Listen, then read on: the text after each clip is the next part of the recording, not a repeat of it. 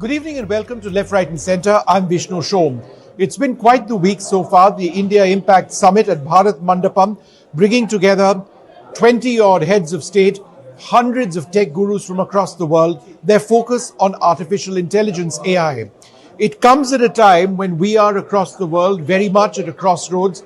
The technology can be immensely useful, it can be immensely intimidating. There is a lack of policy, there is a lack of law, and there is a general sense that we aren't quite aware where the tech is going, amidst a lot of concerns that it's growing too fast and too smart in a finite period of time. Separate iterations of AI across the world are developing at a pace which some would suggest is a bit concerning. But there are others who point to the fantastic benefits of AI, whether it's in medicine, whether it's in science, so many other areas, employment opportunities, while others say that no, hang on, employment opportunities may be on the decline. On this program, we've got some of the finest minds who've been appearing at the in.ai NDTV summit of AI that's on the sidelines of what's been happening at the Bharat Mandapam. But we'll also tell you about the Prime Minister's important meetings at the Bharat Mandapam today.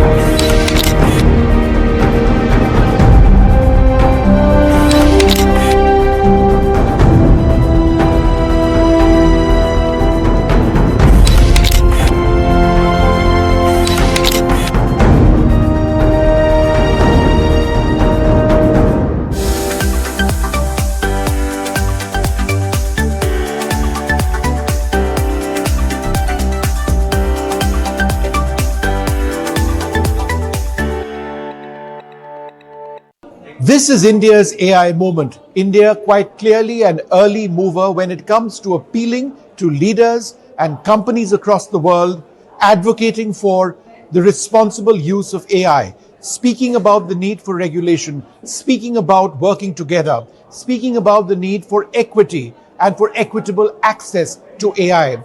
The Prime Minister has been at the Bharat Mandapam. He's been meeting several international leaders and also tech gurus, making the point that this must be technology for all and it must be beneficial for all. So the Delhi Declaration, when it does happen, will focus on this premise.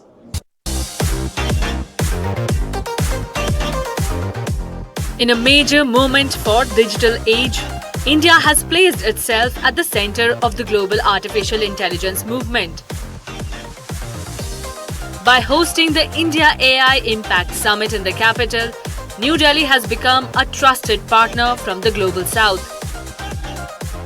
PM Modi welcomed top world leaders, technology titans, researchers and innovators at the Bharat Mandapam. From the UN chief, IMF head to other world leaders, their presence shows one clear thing. India is no longer just part of the AI revolution, it's leading it. The leaders also saw India's rich culture at Bharat Mandapam. India is proud of its unity and diversity. India's approach to AI is all about inclusive growth. Union Minister Ashwini Vaishnav announced that India has secured the Guinness World Records title for the most pledges received for an AI responsibility campaign in 24 hours. Mr. Vaishnav also emphasized that India's vision for responsible innovation is guiding light for global AI journey ahead. The country wants AI to improve public health, agriculture, among other areas. India is also focused on creating ethical and safe AI rules. This summit shows India's promise to build AI for people, not just for the industry, and world leaders are already praising such efforts. One special part of the summit was its focus on young people and future builders. With many startups, student events and innovation displays, the summit became a celebration of Indian creativity.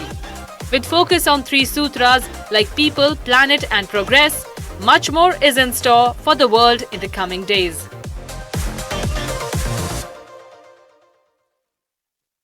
Well, we've all used Wikipedia at some stage or the other. But with AI now evolving at the pace that it is, with so many options that do exist, what is the future of Wikipedia? My colleague Aditya Raj Kaul spoke to the co-founder, Jimmy Wales of Wikipedia. We asked him some direct questions. He also spoke about how India is significant in the global development of artificial intelligence. Hello and welcome to NDTV. We are coming to you live from the Bharat Mandapam, where the AI Impact Summit is underway. Over the next couple of days, global leaders from more than 20 countries would be arriving here, apart from 45 ministerial delegations, talking about AI, technology disruptions and what the future looks like. They will also be debating with the top CEOs and tech honchos what the future looks like and what will be India's contribution really in the next few years. To discuss that and a lot more, joining me live here is one and only Jimmy Wales, the co-founder of Wikipedia. Thank you very much, Jimmy, for taking out time for NDTV. Thank you. A lovely morning here in New Delhi. What are your thoughts on the AI Summit? Yeah, well, I mean, it's all the energy of India, all these people coming together from all around the world. I know when I first heard about the event, I thought it would be big. It's bigger than that. It's an amazing event. Well, one thing that is known from India is that the common people play a very key role in bringing in color, but also innovation. So in this particular case, we've had more than 2 lakh registrations, more than 200,000 people coming here, arriving here. It's been quite a challenge for the government to really, handle the entire situation. But when it comes to India's contribution to artificial intelligence, what kind of breakthroughs, innovation do you think that India is really making in this regard? Well, I think it's really interesting about India, like for us, for Wikipedia, it's like the 3rd largest group of people contributing to English Wikipedia, and of course we're in 25 Indic languages. So we see that very tech-savvy young community in India with a lot of energy. They are, of course, looking at AI. One of the interesting and positive things about AI is its facility with language and many different languages. That needs to be improved, of course, but that's pretty exciting. And so I think India is very well poised with a strong tech sector, a lot of software developers who are now able to increase their productivity and a very entrepreneurial culture. I think it's a very exciting time. Also, often the claims being made and what we see around us is that the AI also slowly is getting into a dangerous terrain, especially when we speak about global conflicts. The biggest of all in the recent times has been the Russia-Ukraine conflict over the last 4 years. There is increasing role of artificial intelligence when it comes to the battlefield, when it comes to robotics, weapons being used. So do you think that increasingly the AI could be used for weaponization when it comes to ideologies, when it comes to the battlefields? Who really decides where the line can be drawn? Well, I mean, for us, we're all about knowledge. I know nothing about weapons, so I can't really speak to that. Sure. Obviously, I see the news like anyone, and it's a bit worrying. But when we think about, in the realm of ideas, this is one of the reasons we think knowledge is human is such an important part of it. We think about knowledge as always needing a human in the loop because the AIs can produce a lot of text. Is it valid or is it invalid? You need a human to really tell you that. And on the regulation part, the safety part, which has been the top focus, be it in the first AI summit in UK or thereafter in South Korea, and last year the Action Summit in France, safety and regulation has been a huge debate. Be it in US, in China or the European Union, which brought in a legislation in this regard as well. So again, you say that human play a significant role, but can governments really take the lead in this? Can they actually control this? Or do you think the public-private partnership is the way ahead? I mean, I think public-private partnership is the only possibility. I mean, governments are always a little bit slow to understand, a little bit slow to act, and can be very clumsy in the way that they regulate. At the same time, that public-private partnership means, really encouraging the development of positive use cases, really engaging with the citizens in new ways. And also we should, in addition to the dangers, we should also remember there's such huge, exciting things going on in medicine, for example, with the use of this technology to really be able to look at very neglected diseases and things like this. So it's an exciting time, it's a scary time. This is the world we live in. One thing that I've noticed over the years, and it's been 25 years of Wikipedia? 25 years, wow. Amazing, yeah. Incredible, really, Jimmy. But on Wikipedia, ideologies really do not play a role. Your focus has been that public being given the platform to really spread knowledge in many ways. But has this been a problem that, there have been various debates that, the editing mechanism in Wikipedia is almost free for all. Volunteers can come in, they can edit as per their own aspirations, etc. But in future, how do you see AI taking control of editing, or do you think humans again will have a larger role? I mean, I think it will all be humans. The community is already beginning to use AI tools a little bit here and there around the edges. They're very skeptical because we see how bad they actually are in terms of hallucinations and errors and things like this. But we always think, I always think a lot about the health of the community. If you have a community that values truth, that values discourse, that values neutrality, then you can struggle with this. Of course, there's always some problem somewhere. This is the nature of human life. But, we're very passionate about keeping our core vision to that really belief in knowledge for everyone. Jimmy, one of the concerns for India has been disinformation. Misinformation plays a significant role in the times of the social media. Millions of people out there putting out their own things. In fact, the news breaks first on social media, then it goes to the television channels or the newspapers. So how does the AI now counter disinformation? India had this 4-day war last year with Pakistan. And one of the things observed by experts was the kind of disinformation that was coming in. Now, look at European Union. They have a platform called EU versus Disinformation that has been playing a leading role in this entire exercise. So are you concerned that disinformation is a huge challenge? X did come up with the community notes, but that is also based on the number of replies that come in, perhaps ideologically linked. Yeah, it is a huge problem, and social media is grappling with it, some better than others, of course. For me, I hope that the public begins to realize the value of journalism, the value of traditional journalism, to say just because something comes across your social media, that doesn't mean it's true at all. You really need to wait, to be more reflective, think about, is it confirmed in reliable sources and things like this. This is how we look at things at Wikipedia, is we don't accept just like a random thing floating across the internet as being true. You really need quality behind it. Well, Jimmy, thank you very much for joining here on NDTV.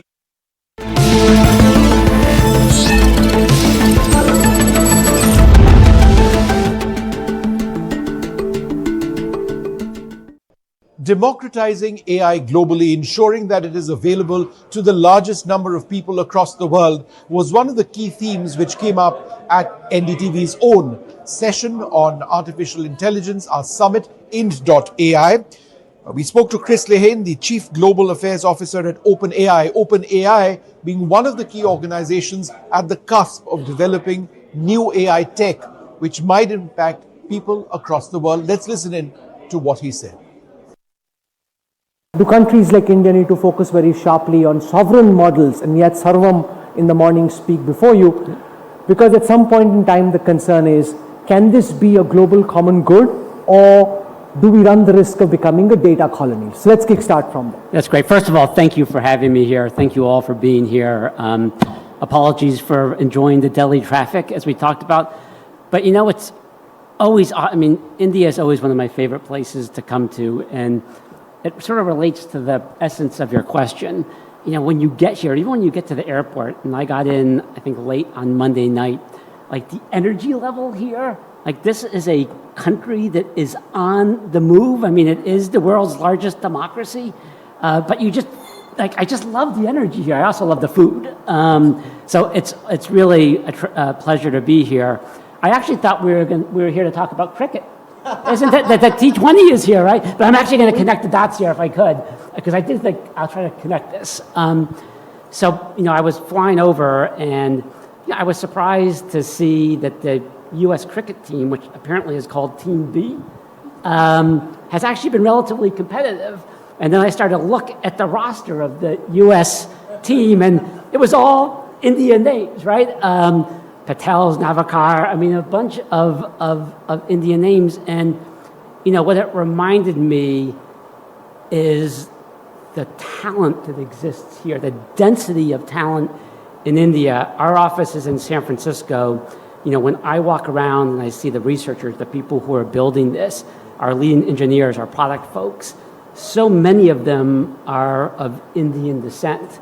But what's really interesting about what's going on in this country at this moment, at this time, is the talent is actually here on the ground in India building this. If you look at our underlying stats, and this is, by the way, why I think India is not just the world's largest democracy, but as the world's largest democracy leading the democratizing of AI, India is our OpenAI's second largest market in the world. There's 100 million people who use chat on a regular basis. But the underneath that number is the fact that around a third of those folks are students, right? So kids K through 12 and also in college. And what that tells me is that not only is AI accessible here, but there's a literacy that is building and developing, and even above and beyond the literacy, there is an agency. People are actually using this technology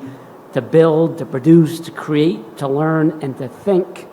I think later today, we're going to, in fact, be announcing a partnership to bring on an additional 100,000 students working with a number of universities around the country, ITT in Delhi, the tech entity, IIMA, I think, which is the management one, and then AIMS, which really does medical and science. All of that says, like, this country has the energy, it has the talent, and it has people who are building on this day in and day out. India can lead global AI adoption, but only with the right investments which do take place, the right skills and infrastructure. It's not something that happens instantly. It has to be there as part of a process. The energy consumption for large-scale data models, for example, is phenomenal. So there is an infrastructure bill which is critical for India to be a global leader as far as AI is concerned. We spoke to James Manika, the Senior Vice President for Technology and Society at Google. He was there at the Ind-AI NDTV Summit. Let's listen in. Professor Stuart Russell is very clear in the responsibility that big tech and AI majors need to have with regard to this transformative technology, and he clearly believes we're not doing enough. Well, so Stuart's a friend. I've been a huge fan of Stuart Russell. I've worked with him for many years, and I think it's the issues that he's raising are very important. I think it's important, and we've said this quite publicly, that AI is too important not to regulate, and it's also not too important not to regulate well. Right. So I think both can be true. So I think it's important that we think about what are the right rules, what are the right ways to think about being responsible. And I often think that when it comes to questions of regulation and those kinds of things, we should have a two-sided view to that. On the one hand, of course, regulation should pay attention to the complexities and the risks, the kinds of things that Stuart and others kind of raise as kind of risks that we should pay attention to. But I also think regulation has another side to it. It should also enable the possibilities we want. It should enable us and create incentives and mechanisms to allow us to innovate, tackle society's greatest challenges, and not limit the possibilities of impact. I'll give you an interesting experience that I had, Shweta. For about 2 years, I was co-chairing the UN's high-level body on AI. And one of the things I was interested when we were talking about the risks of AI was, obviously, we talked about the risks of misapplication and misuse. But the body as a whole, I think with a lot of input from some of the members from the Global South, including India, they actually insisted that one of the risks we should add is misuse. Misuse. Misuse. Yeah, right. Not misuse, but misuse. Well, you have misapplication, misuse, but also misuse. Right. When you've got the possibility of a technology that can transform lives and improve health outcomes and education, and somehow you make it difficult to actually make use of it. You work very closely with Sundar Pichai. You report directly to him, and he's clearly a legend when it comes to being a technology leader. His Indian origins and the fact that he is here in India and he is having these very important conversations. Share with us where his thinking is, both in terms of Google and Google's future, and also the India part of it in the journey. Well, I think one of the things that's quite remarkable about Sundar is actually several things. One is he's been thinking about this AI moment for a while. You remember when he became CEO, which is now almost 10 years ago, he declared that in fact Google was going to be an AI-first company. This is before the AI moment. So he's been thinking a lot about this and has had a lot of foresight. I mean, Google started working on various elements of what you might call the full stack of AI. We have our own chips, TPUs. We've been building models and tools. I think all of those are things that he's been putting in place for quite a while. So that's one aspect of him. I think another important aspect, which brings it back to India, is I think, in some ways, Sundar has a perfect marriage, if you like, with his own upbringing, but also Google's mission. If you think about Google's mission, which is to organize the world's information and make it universally accessible and useful, he fundamentally believes that. So when we think about how do we make sure this technology is available to everybody, accessible to everybody, is used by everyone everywhere, when we make pursue moonshots about working on languages, whether it's Indic languages here in India or around the world, these are things that matter deeply to him. And guess what? They happen to be fully consistent with Google's founding mission. So in some ways, he's doing what he should be doing. Well, that's it then on Left, Right and Center. It's been quite the week. That's how I started this program. That's the way I'll end it. These conversations on AI may seem far-fetched, they may seem far away, they may not seem attached to our reality today. But the sense is that AI is going to impact our lives profoundly in just the next couple of months. The conversation we are having here today will be very different from the conversation 2 years later, because we are at the cusp of something critical for all humanity.